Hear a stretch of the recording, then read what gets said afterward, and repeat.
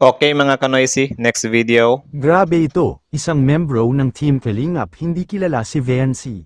Yon. At Kalingap Rab na Credits din kay Mr. Starrox TV. dismaya, So yan, kumusta mga kanoisy? Welcome back sa ating YouTube channel muli, Filipinoisy. Panonoorin natin ngayon mula kay Kalingap Vlog na naman ano. So mayroon pamagat ng miyembro ng Team Kalingap, hindi kilala si Beyonce. Nako! Sino kaya ito men? Kalingap Vlog today. So grabe. Sobrang sikat na ni Beyonce men, pero hindi niya kilala si Beyonce. So sino kaya tong taong to? Curious ako. So yan yung panonoorin natin mula kay Kalingap Vlog. So yun, bago natin simulan, Kalingap Vlog, support nyo. Also, credits na rin kay Mr. Kalingap Vlog, support nyo rin yan. At syempre, kung trip nyo ng mga ganitong reaction video, may kasama kayo manood, huwag nyo na rin kalimutan supportahan yung YouTube channel natin, Filipino AC. So, di na natin to patatagalin pa, baka gawin pa ng China. Again, ang video ito ay may pamagat na miyembro ng Team Kalingap, hindi kilala si Beyonce Kalingap Vlog today. So, sino kaya to men? Kung curious kayo, curious din ako. So, panoorin na natin to. Like, comment, share, subscribe. Start. Grabe ito, isang membro ng Team Kalingap hindi kilala si Vency. Yun. At Kalingap Rab na Credits din kay Mr. Starrox TV. dismaya, mapagpalang araw po sa inyong lahat Bakit mga kaya? Kalingap. At sana ay hindi nyo makalimutan na mag-like sa video na ito mga Kalingap. At Yun, salamat like. po sa suporta kay Kuya Val Santos at Kalingap Rab. Isang membro mismo ng Team Kalingap ay nang tanungin ito ay hindi niya kilala si Vency. Naku! At talagang nakakapagtaka ito mga Kalingap, at sa malamang ay hindi siguro siya nanonood ng mga love team ng Team Kalingap, dahil alam naman natin na napakasikat at napaka-viral ni Vency kung ang pag-uusapan. Tama, parang second siya sa viral, di ba? Di ba ang mas viral ngayon sila, ang Jomcar, tapos sila. Correct me if I'm wrong na lang. Ay love team ng Kalingap Team, at nakailang episode na nga si Kalingap Rab sa love team na ito, kaya nakakapagtaka naman talaga ito. Ano pat membro pa siya ng Kalingap Team? Ano nga kaya ang kanyang dahilan kung bakit hindi niya nakilala si Vency mga Ano kaya yung dahilan niya, men? Siguro, ano, men? Hindi niya kilala in person, but nanonood talaga siya ng mga videos. Ano? Posibleng ganon. Kasi tayo din naman, hindi din naman natin kilala yung mga vlogger na yan dati. Kumbaga nakikita lang natin. Pero yung ano kasi, sometimes dumadaan lang sa wall mo. Tapos parang naano mo ba, sino ba yan? Sino ba yan? Not until na usisiin mo talaga yung tao na, siya pala yan. Gaya ako dati naman na akong nakakita dito kay Mr. Kalingap Rab. Ngayon lang talaga ako na ano na, meron na pala silang mga ganito-ganito, mga serye-serye. Nagulat na lang talaga ako na, meron na siyang mga serye-serye. Kasi dati ko pang napanood si Kalingap Rab noon pa yung time na yung Taong Grasa over niya. Sa TikTok yon, nag-viral agad yun, 10 million views in one day. Yun yung pagkakaalala ko na una ko siyang nakita dyan sa social media. Tapos nagulat na lang ako, meron pala siyang mga ganito, mga serye-serye. Tuloy. Kalingap? At ano naman kaya ang magiging reaksyon nito ni Kalingap Rab pag nalaman niya ito? At kung ang mga manunood ang tatanungin ay talagang magtataka talaga kung bakit si Vency ay hindi niya nakilala. Yun. At ka-love team pa mismo ni Edo, at sa isang banda pabahay kina Vency ay malapit na rin. Dahilan sa mga malapit na yung pabahay, men. ilang linggo na lamang ay matatapos na ang pinakahihintay na pabahay kina Carla. Yun. At talagang napakaswerte ng o nga no, kasi parang 2 weeks na lang to eh. lahat ng mga Kalingap Angels lalong na kapag pumapayag sila sa mga hiling ni Kalingap Rab. Maliban na lang kay Eden na medyo hindi talaga masyadong viral dahil na rin siguro sa hindi siya masyado na iba-vlog. Pero kung tutuusin ay siguro naman ay magagawa ng paraan ni Eden kung ito ay kanyang gugustuhin. Tingnan na lang natin sina Vency at Carla, na pareho lang naman silang nag-aaral subalit ay naglalaan talaga sila ng oras kapag Ang isa din sa napansin ko, itong si Viancy, min, mahiyain siyang tao, min, pero since opportunity na talaga yung lumapit sa kanya, grinab niya na. Kasi minsan din kasi yung mga opportunity, though hindi ko naman sinasabi na grabe ka, hindi mo tinanggap. Pero para sa akin lang, in my own insight or in my own opinion, kapag ka may dumating sa'yo na opportunity, men, wag mong tatanggihan yan, men.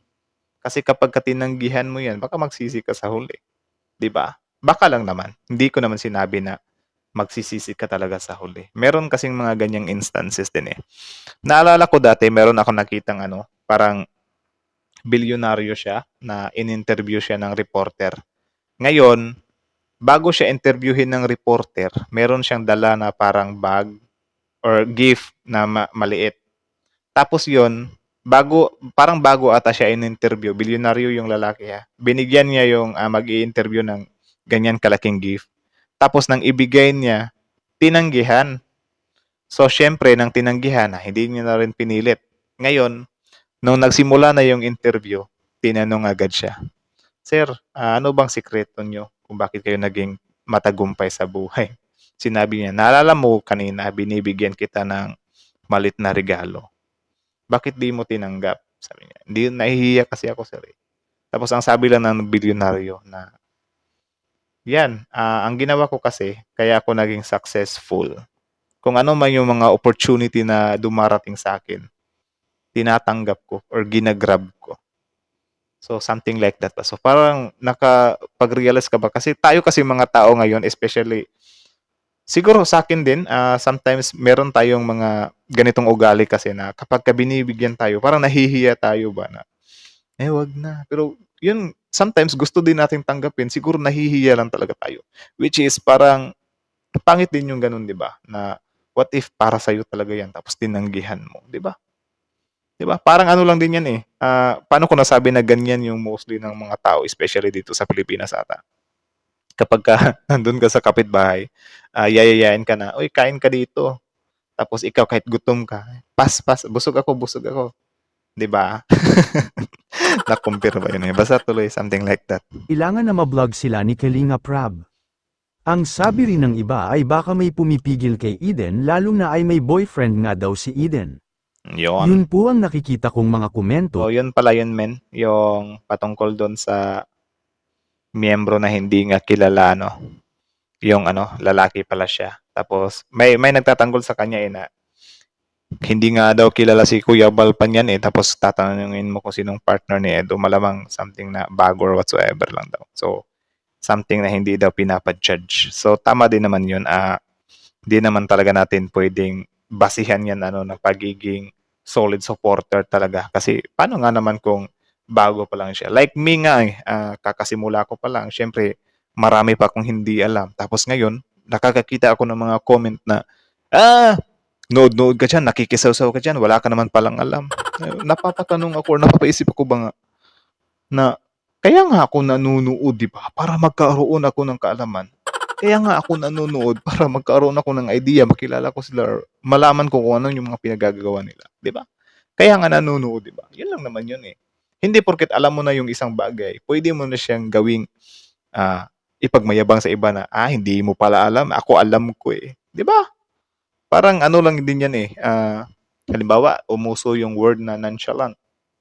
Siyempre, ikaw wala kang alam kung ano yung meaning ng nonchalant. Ano ba yung nonchalant? Ano ba yung nonchalant? So, mukha kang tanga ngayon yan. Natatanong ka kasi hindi mo alam, naiiwan ka sa tren. Ngayon, nang malaman mo na yung nonchalant, yun pala yung meaning ng nonchalant. Parang wala kang paki sa kung ano mo yung nangyayari whatsoever. So ngayon, kapag nalaman mo na yan, itatanong mo ngayon yan sa iba na wala ding alam. Ngayon, nung tinanong mo, hindi niya alam, kiyurakan mo na siya.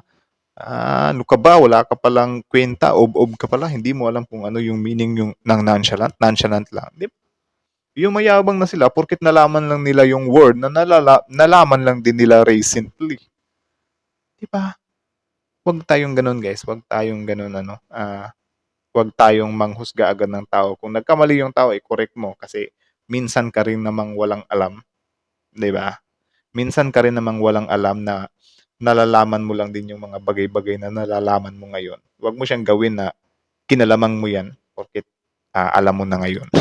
Ang gulo. Ang gulo na explanation ko. Tapos yun nga yung patungkol sa kanina yung kay Eden na napag-uusapan nga dito yung opportunity about na sa grab opportunity, di ba? Kaya masasabi nyo doon. Do you think that's a good example of grab opportunity?